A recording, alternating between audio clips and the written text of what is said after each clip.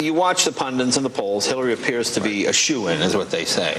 How discouraging is that? Oh, it's not discouraging. You know, Hillary is not the first politician in Washington to declare mission accomplished a little too soon. Right. All right, joining us with analysis, political consultant extraordinaire Dick Morris, who's in Atlanta, Georgia this evening. All right, let's go to Obama. He hasn't moved in polls in about 8 months. And you would think that at this point, with only a couple of months to go before the first primaries, that he would do this program, meet the press, he'd try to get his message out, try to get some serious traction.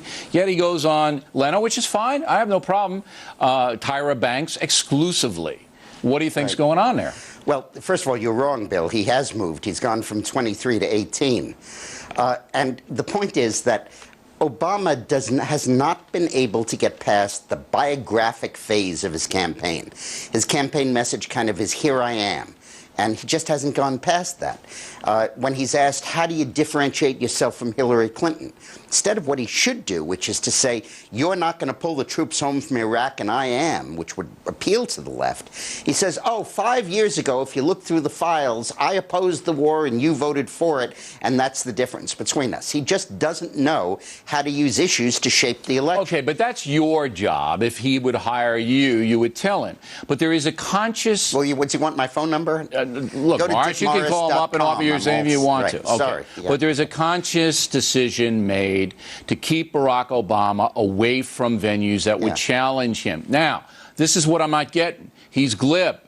The guy's got a quick mind. He actually gave a very interesting answer about the Iran situation vis-a-vis Bush's speech yesterday, or Bush's press conference, when Bush said, look, Iran getting the nuke could be World War III. Obama had a very good answer for that. Yet, they're keeping him away, Morris. Do you have any idea why? They're keeping him away from you. Well, no, for other people, too. Let's be honest. None of the tough interviewers get him. None of them. But from Fox for a very specific reason, because it's in vogue now in the left of the Democratic Party to say, I'm going to boycott Fox because they're right-wing Republican. And if he actually went on Fox, it would be an issue against him in the Democratic primary. The far left so in has November, where you're he's going to want absolutely the independent voters. The coasts and the far left, move on people, have threatened all of these candidates that if you go on Fox, we're going to say bad things about you, cut off your fundraising. That's right. With Fred Thompson, it's totally different. He's not going on your show because he's scared to death of somebody asking him a question. The difference between Thompson and Hillary is Hillary memorizes every detail of her talking points. This woman works hours at that, and as a result, when she goes on a show, she's perfect, and it doesn't matter who the interview is, she can handle it. Thompson just doesn't work that hard. And that's one of the reasons why he's falling down. I told you in the break, you're going to owe me dinner. Because Huckabee, who I think is emerging as the Republican right-wing candidate, now that Gingrich isn't running and Thompson is falling, is up to 7%. But Thompson, obviously, you know, he's 6'5", but he's in over his head. So you're saying to me that Thompson is not intellectually equipped to answer questions? I find that hard to believe. He did a decent job. Not energetically equipped. He just, you know, he goes to Florida and he doesn't know there's an issue with the Everglades and oil. He goes to Florida and nobody briefs him on the Schiavo case. He's asked about bin Laden and he says he's entitled to due process. He's asked about the no tax pledge that's a prerequisite for the right. He refuses to take it.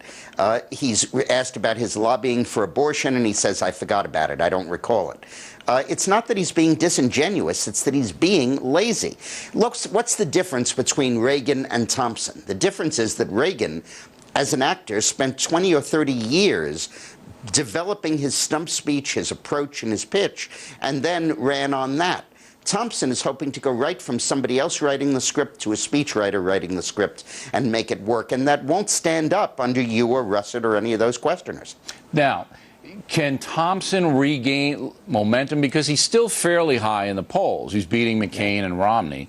But again, he hasn't really impressed anybody in the media, and they're mad at him in New Hampshire. And as you said, he stumbled. Can he regain? No, I think the story of this race has been the failure, one after another, of the great right-wing hopes.